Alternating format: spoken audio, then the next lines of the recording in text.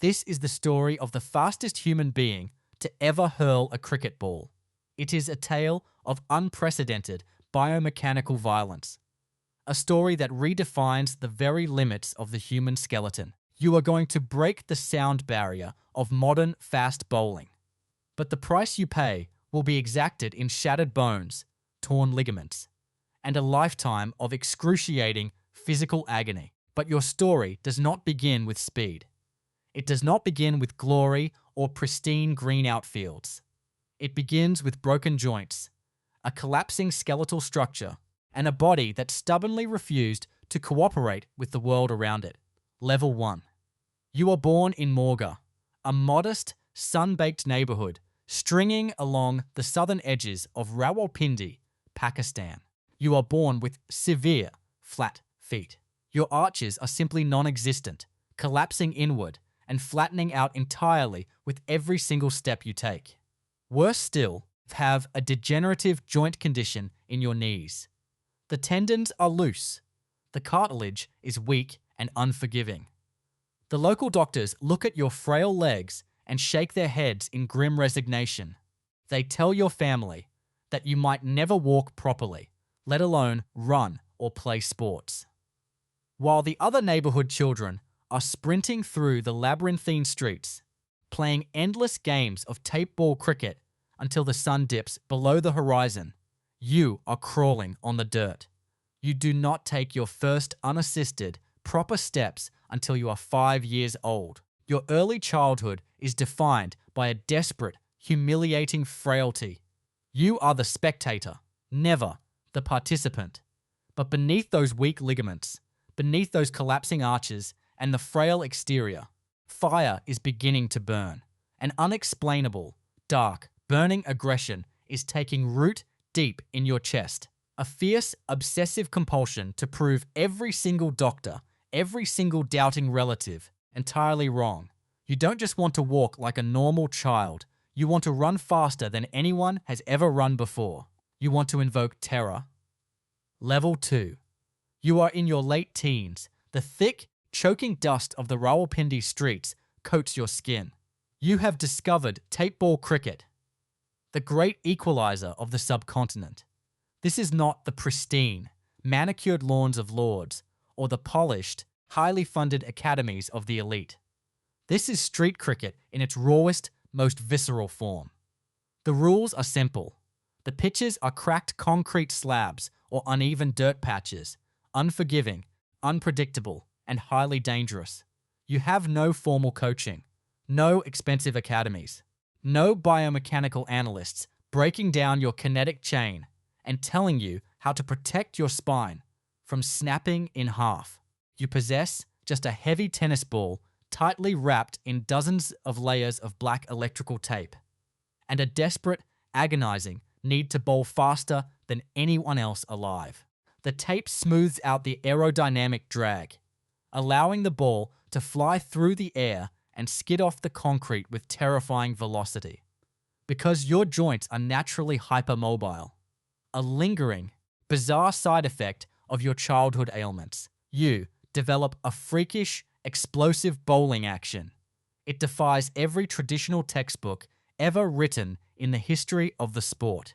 You have a uniquely hyperextended elbow that whips the ball down the pitch like a heavy artillery slingshot. You take the longest run-up anyone has ever seen. You start your sprint from outside the boundary line, completely ignoring the traditional markers. You run like a champion, Olympic sprinter, pumping your arms with violent intent, your long hair flowing behind you like a dark cloud. The local batsman cannot see the ball. The human eye simply cannot track the projectile coming out of your hand.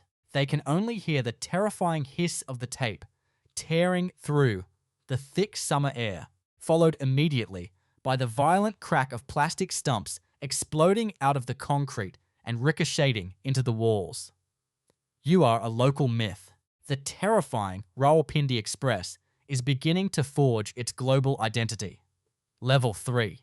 It is November 1997. You make your highly anticipated test debut for Pakistan against the mighty West Indies, right on your home turf in Rawalpindi. The international stage is a vastly different, more terrifying beast than the tape ball streets. It is intimidating. The stadium floodlights are blinding. The world's best batsmen, the seasoned, battle-hardened veterans of the Caribbean, are not scared of a raw, wild, chaotic 22-year-old making his first appearance. Your transition from the lightweight tape ball to the rock-hard, 5.5-ounce, red leather Duke's ball is brutal. Your body is already hurting. Your mechanics are so violently explosive that every single delivery sends debilitating shockwaves of pain shooting up your shins, through your knees, and directly into your lower back. Your line and length are erratic. You bowl wides that fly past the wicketkeeper. You overstep the crease. The commentators sitting in their air-conditioned boxes question your longevity, your stamina, and your control, Juan. But amidst the chaos, you possess something that absolutely cannot be taught. Something coaches cannot manufacture in a laboratory. Raw, terrifying, unadulterated pace. Even when you wildly miss your intended target, the sheer, unbridled velocity of the red leather ball forces seasoned professionals to flinch, to hesitate, to instinctively step backward toward the square leg umpire in pure self-preservation. You realize in this moment that speed is not just a physical attribute, it is a psychological weapon of mass destruction. You don't just want to take their wickets. You want to make them fear for their absolute safety. Level 4. It is February 1999. The Asian Test Championship in Kolkata, India. This is the ultimate crucible. You are playing against Pakistan's fierce arch-rivals in front of 100,000 fiercely partisan, screaming Indian fans at the legendary Eden Gardens. The crowd noise is intensely physical. It presses against your eardrums. It vibrates in the turf beneath your metal spikes. The pressure is suffocating, thick enough to cut with a knife. But you are firmly in the zone. A state of pure, murderous athletic flow. You run in from the boundary side, your heavy boots hammering the turf like a cavalry charge. You are about to unleash a sequence of deliveries that will echo through cricketing eternity and define your career. First, you bowl a blindingly fast, unplayable in-swinging Yorker to Rahul Dravid, the man known globally as the Wall for his impenetrable defense. The ball tails in late at an incomprehensible speed, sneaking maliciously beneath his bat and absolutely obliterating his stumps. The massive crowd goes dead, deathly silent. Next ball. Sachin Tendulkar, the absolute greatest batsman of his generation, perhaps of all time, walks to the crease. The roar of the Indian crowd reaches a deafening, earth-shaking crescendo. You mark your impossibly long run-up. You sprint in, your eyes locked with laser precision onto the base of the middle stump. You deliver another thunderbolt, faster, meaner, swinging violently late into his toes. Tendulkar, the master, is beaten for sheer pace. The middle stump cartwheels spectacularly out of the ground. In 2 consecutive deliveries, you have silenced 100,000 people. The sight of those shattered stumps sends massive, irreversible shockwaves through the entire cricketing world. Even the fiercest warriors recognize your supremacy. Ricky Ponting, the legendary, uncompromising Australian captain who dominated the era, would later confess on record, "He is the fastest bowler I have faced in international cricket. It was the fastest spell I'd ever faced." You are no longer just an exciting, erratic prospect. You are a global sensation. You are the apex predator of the game. Level 5. The establishment pushes back. When you challenge the established order with revolutionary, game-breaking pace, the system inevitably tries to break you down. The controversies begin. The international cricketing body, terrified by your speed and the unconventional angle of your arm, heavily scrutinizes your hyper-flexible elbow. They drag you into sterile biomechanical laboratories. They strap motion sensors to your joints. They force you to bowl half-naked in front of cameras. You face soul-crushing chucking allegations, disciplinary hearings, match bans that strip you of your prime years. The international media relentlessly labels you a rebel, a maverick, an undisciplined rogue who refuses to conform. The establishment analyzes every single degree of your arm extension in ultra-slow motion, desperately trying to prove that your speed is illegal, that your God-given biomechanics are a deliberate cheat. You are sidelined. Forced to watch from the pavilion while lesser, slower bowlers command the pitch in your place. The isolation breeds a dark, bitter anger inside you. You feel hunted by the bureaucrats of the sport. But when the medical science finally clears you, proving conclusively that your joints are naturally hypermobile, a genetic anatomical anomaly rather than a deliberate throw, you are unleashed once more onto the world stage. And this time, you are absolutely furious. Level 6. It is 2003. The Cricket World Cup in South Africa. You are at the absolute terrifying peak of your physical power. You have trained like a madman, lifting unimaginably heavy iron to build the muscular armor necessary just to survive the whiplash of your own bowling action. Every single fiber in your body, every fast twitch muscle, is perfectly aligned for maximum destruction. You are playing against England under the blazing sun at Newlands. The atmosphere is electric. You mark out your impossibly long run-up, staring down the pitch. Nick Knight is at the crease. He is a highly seasoned opening batsman, but as you begin your accelerating sprint, you can clearly see the apprehension in his stance. You accelerate your body, leaning forward, gaining terrifying momentum with every massive stride, until you hit the delivery crease with explosive, earth-shattering force. Your front foot slams into the turf, absorbing forces equivalent to a car crash. You whip your hyper-extended arm over and release the white leather ball. It flashes down the pitch like a literal lightning strike. It is a blur of white leather. Knight barely has time to flinch, desperately fending the ball away from his body in pure self-defense. You turn back to look at the giant stadium scoreboard. The radar speed gun registers the numbers, flashing in bright digital lights, and the entire stadium erupts into total pandemonium. 161.3 kilometers per hour, 100.23 miles per hour. You have done it. You have officially broken the mythical, impossible 100 mile per hour barrier.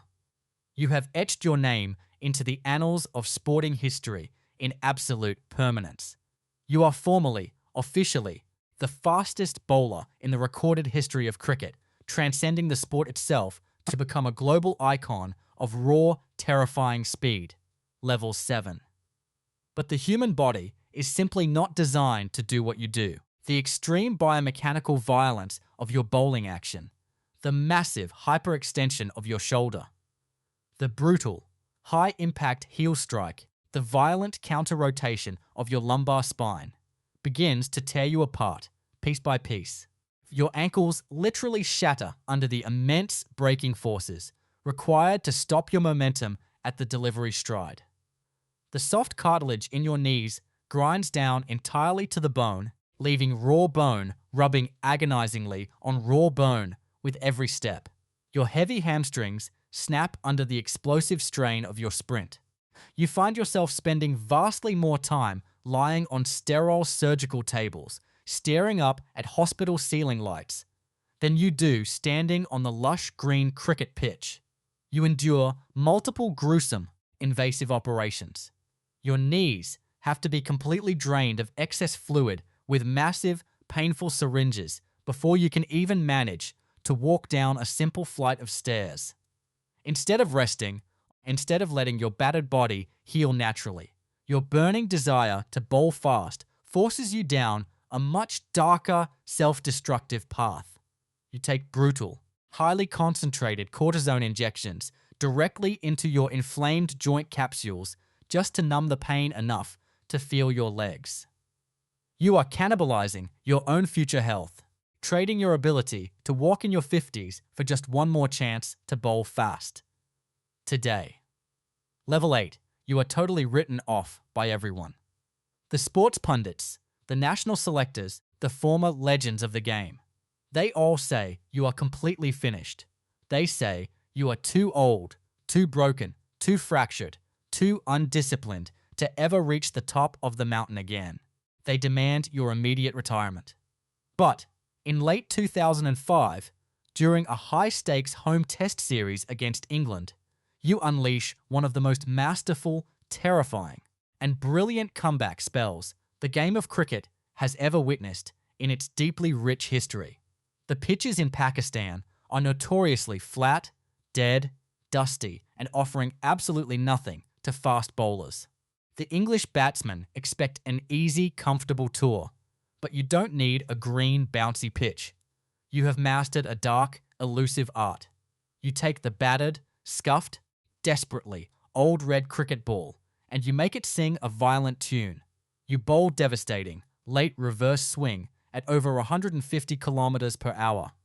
The ball dips, tails in, and snakes through the hot air late, completely bypassing English bats and shattering stumps with mechanical, ruthless precision. You make world-class batsmen look like amateurs. You take an astonishing 17 wickets in the series. You completely, single-handedly dismantle and destroy the English batting lineup, leading your country to a historic victory. Even the great Brian Lara, the Prince of Trinidad, a man who once took a thunderous bounce alpha from you directly to the helmet during the Champions Trophy, spoke of the profound impact and unique fear you generated on the pitch. You remind the entire doubting world that you are not just a one-dimensional speed merchant who relies on pure pace. You are a bowling genius, a masterful craftsman who can orchestrate complete destruction out of thin air regardless of the conditions. Level 9. The twilight years are pure, unrelenting physical agony. You are forced to undergo a massive, highly invasive knee reconstruction surgery just to keep your joints from completely collapsing. You miss the pivotal 2007 World Cup, a tournament you desperately wanted to dominate. The physical pain is no longer localized. It is a full-body symphony of suffering. Your lower back is a catastrophic mess of microscopic stress fractures. Your knees are virtually non-existent. Every single morning, simply getting out of bed requires a monumental, exhausting exertion of pure willpower. The media writes your sporting obituary on a weekly basis. Even your closest allies suggest it is time to hang up your boots. But you point-blank refuse to quit on anyone's terms but your very own. You drag your broken, battered, bruised body through grueling, unimaginably lonely rehabilitation sessions one final time. You run in the deep sand to build resistance. You lift weights until your muscles absolutely scream in protest, refusing to let the flame of your career die out in the shadows of a hospital ward. Level 10. It is 2011. The Cricket World Cup on the subcontinent. You are one of the most highly decorated fast bowlers in history, but you are also 35 years old. In the brutal, unforgiving world of extreme fast bowling, 35 is ancient. You can barely walk without a heavy, noticeable limp, let alone sprint 30 yards at full tilt. This is it. This is your final tournament, your absolute swan song on the global stage. Your final match comes against New Zealand in Pallekele. You mark your run-up one last time. You wipe the sweat from your brow and steam in for your final, exhausted spell in international colours. The raw, 100-mile-per-hour barrier-breaking speed is gone, replaced by the heavy, unavoidable reality of age, surgeries, and chronic injury, but the pure, unadulterated aggression, the terrifying, menacing aura remains completely intact and undiminished. You take your final wicket. You look up at the sky, acknowledging the heavens. When you finally announce your retirement from all forms of the game, the global cricketing fraternity exhales a collective profound sigh of relief. The world's greatest opening batsman will sleep infinitely easier tonight, knowing with absolute certainty they will never again have to face the long, terrifying run-up from the boundary's edge. You changed the fundamental physics of the game. You brought theatre, pure terror, and unparalleled electricity to the cricket pitch every single time the ball was in your hand. You are Shoaib Akhtar, the Rawalpindi Express, the fastest of them all, an immortal, undisputed legend of absolute pace.